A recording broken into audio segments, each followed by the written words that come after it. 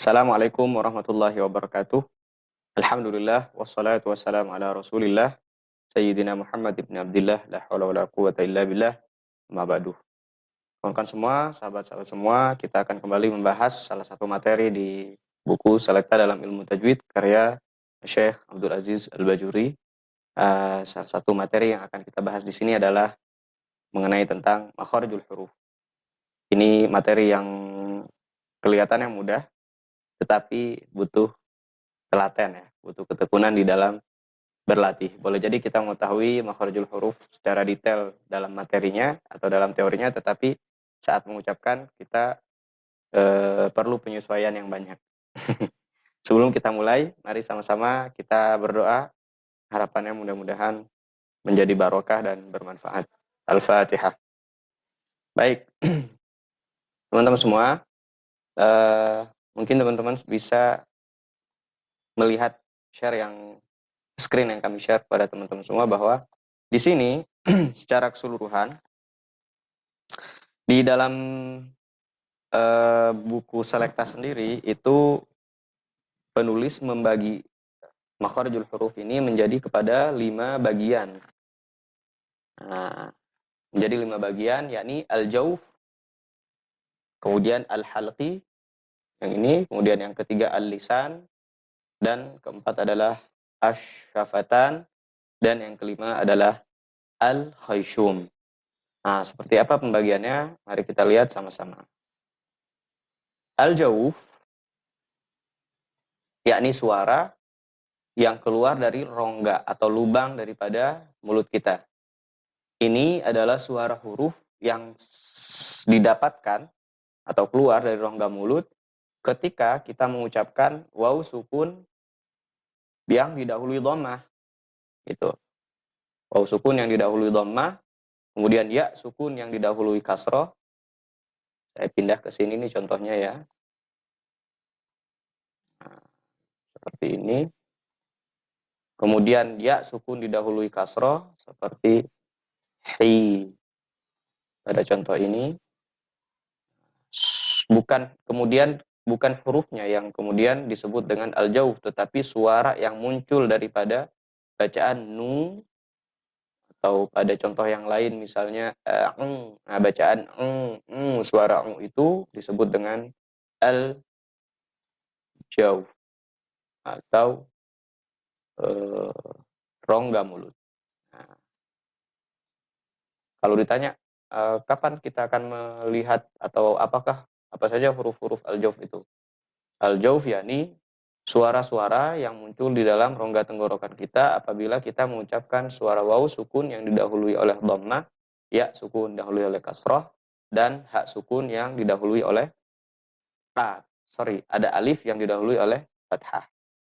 Gitu ya, teman-teman ya. Nah, kita akan bahas yang kedua. Yang kedua yakni al-halqi. Nah, apa itu halqi? Al-halqi itu adalah tenggorokan atau huruf-huruf yang keluar daripada area tenggorokan kita ya. Kalau kita boleh geser ini, jadi yang paling atas itu disebut dengan adnal halqi, pakai h ya. Kemudian wastul halqi, atau tengah-tengah tenggorokan. Kemudian yang ketiga adalah aqsal halqi, paling bawah. Bagian tenggorokan kita paling bawah ya. Kemudian yang tengah-tengah dan paling atas. Sini. Hurufnya adalah ghin sama kha. Kemudian yang wasat, yang tengah-tengah yakni ain dan ha, dirasa-rasa teman-teman ya saat mengucapkannya. Kemudian yang aqsal halq atau aqsal halqi itu harusnya nggak ada ya-nya kali ini ya. Boleh juga dia ada ya karena ya nasab menisbatkan. Aqsal halqi, pangkal tenggorokan, yakni area tenggorokan paling bawah. Ha, hurufnya hamzah dan ha ketika dibaca a, i, u. Ha, hi, hu. Baik. Berikutnya yakni al-lisan. Nah, al-lisan ini yang paling banyak, teman-teman. Ada yang dibaca yang disebut dengan lahwiyah, dekat dengan anak lidah, kaf, qaf, kaf, qaf, hurufnya kaf, dan qaf, ka, ki, ku, qa, qi, qu. Dekat dengan anak lidah. Yang berikutnya, tapi ada peran penting lidah saat mengucapkan, kira-kira gitu ya. Makanya disebut dengan al-lisan. Kenapa? Karena saat mengucapkan huruf-huruf yang ada di sini, bagian-bagiannya membutuhkan peran penting lidah untuk mengucapkan huruf dengan sempurna. Yang kedua, yakni syajariyah. Syajariyah ini ada di tengah-tengah lidah. Pohon daripada lidah, poros utama lidah, jim, shin, ya hurufnya. Ja, ji, ju. Hati-hati saat mengucapkan jim, dia tidak punya sifat desis atau hamas, maka dia tidak boleh diucapkan dengan jim, jua, ji.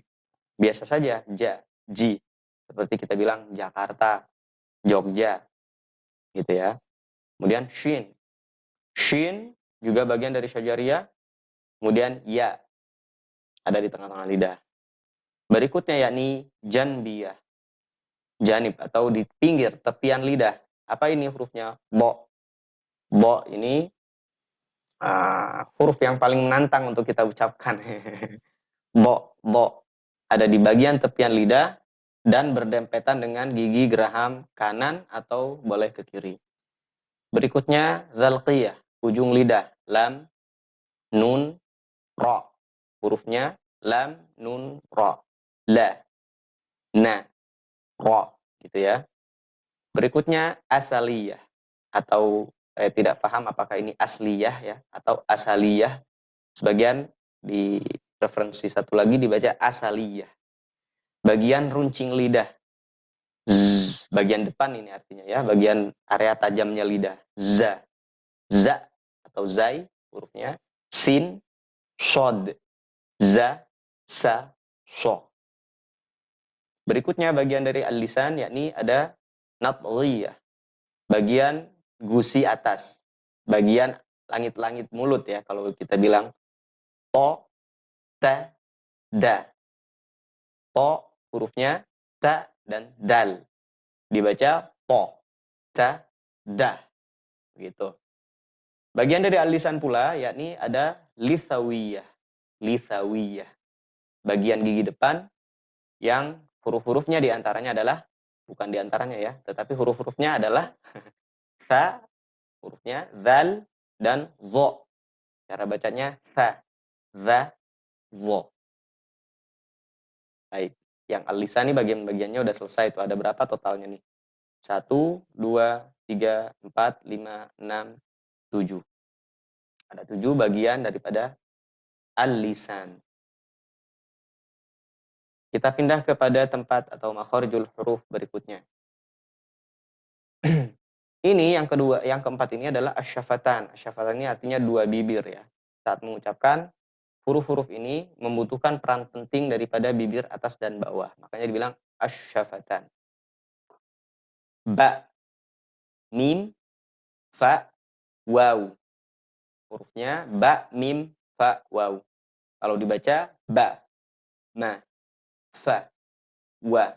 Nggak bisa kalau kita nggak menggunakan bibir saat mengucapkan. Berikutnya yakni ada yang nomor 5 al-khayshum. Bagian rongga tenggorokan. Sebetulnya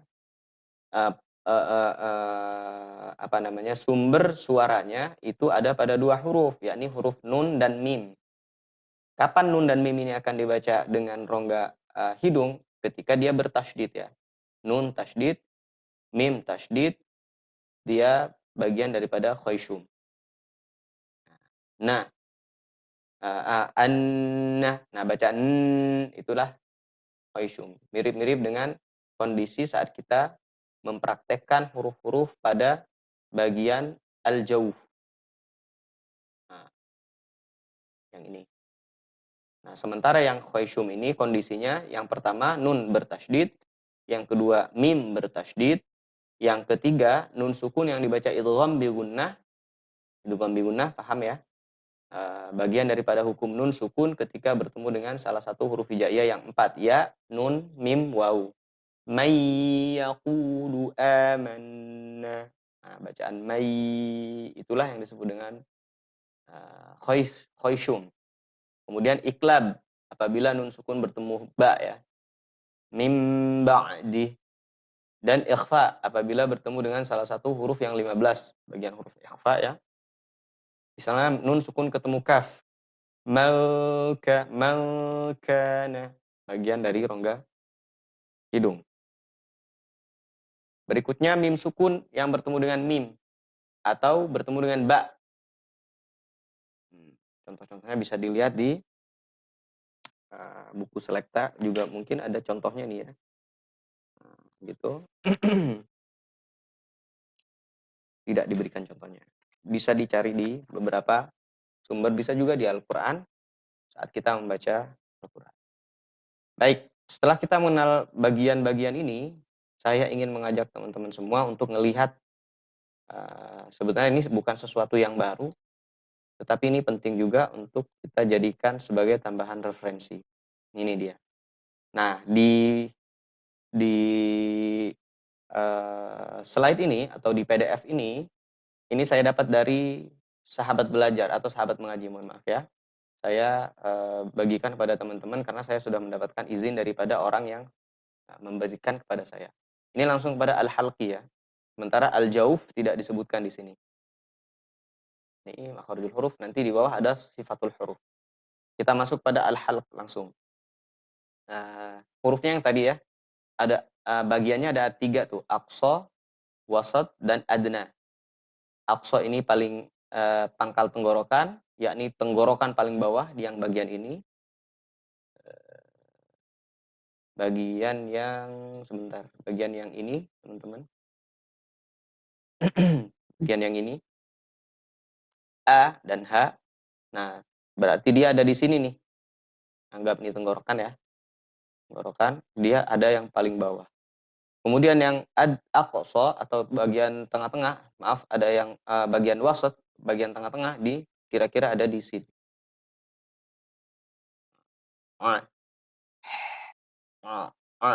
Kira-kira gitu. Kemudian ghin dan kha ada di bagian paling ujung, paling atas. Gitu ya. Kemudian yang tadi, yang lahwiyah. Lahawiyah ya. Kaf dan qaf. Nah, gambarnya seperti ini kira-kira. Kah di sini karena dia punya sifat hamas juga ya.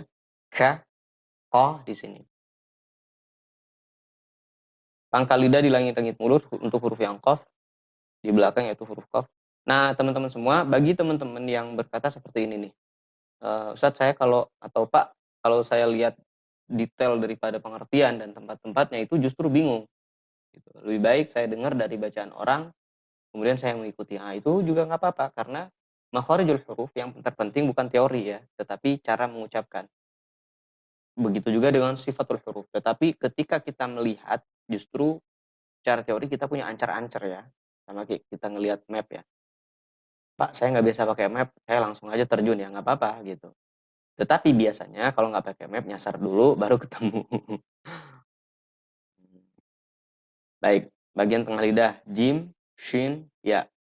Jim, perhatikan betul-betul, coba dipraktekkan dengan cara menempatkan lidah, ini lidah ya, bagian ini adalah lidah, kemudian ditempelkan ke gusi atas. Jim, shin, kemudian ya, ya, gitu. Berikutnya ada tepi lidah atau disebut dengan janbiyah, janbiyah, tepi lidah ya. Ada bo, kalau digambar kira-kira seperti ini nih. Ini bagian tepi lidah yang berdekatan dengan gigi geraham, boleh di kanan atau juga pun boleh di kiri. Di sini. Nah, ini gigi gerahamnya. Hurufnya cuma satu, yakni bod. Hurufnya bod kalau diucapkan menjadi bo. Nah, teman-teman akan bertanya-tanya nih, ini bagian apa nih yang depan nih, yang kuning? Nah, ini yang ada warna kuning ini adalah bagian makhrajnya lam. Makanya bo itu bergabung atau bertemu, mohon maaf, bertemu dengan tempat keluarnya huruf lam. Ini agak buram sedikit, nggak apa-apa ya. Karena dia loading. Di zoom in, zoom out. Selanjutnya, yakni bacaan atau huruf yang bagian daripada al-lisan tadi, tetapi dia ada di ujung lidah atau bagian lidah yang depan. Ada ro, ada nun, dan lam. Coba kita perhatikan gambarnya. Lam itu ada di sini ya. Ini ujung lidah terus menempel ke gusi atas. Langit-langit lidah, langit-langit mulut. Kemudian nun, gambarnya seperti ini. Dia sama dengan lam, tetapi nun agak ke depan. Tadi lam di sini, di bagian ini. Sekarang nun agak ke depan. Ro juga sama, dia ada di bagian yang ini. Bagian yang ini. Dzalqiyah ini. Nah, tetapi tentu tempatnya berbeda ya. Ro itu di sini dan cara pengucapannya dengan berbeda. Ro tebal dengan mengangkat sedikit lidah, sedangkan ro tipis tidak mengangkat lidah. Ar, ar. Kalau ro tebal, ar. Irhamna, arhamar rahimin. Kemudian ada asaliyah, yakni zai, sin, shod. Lihat tempatnya nih. Shod ada di sini. Seperti bersiul. Posisi lidahnya seperti ini. Sin, zai.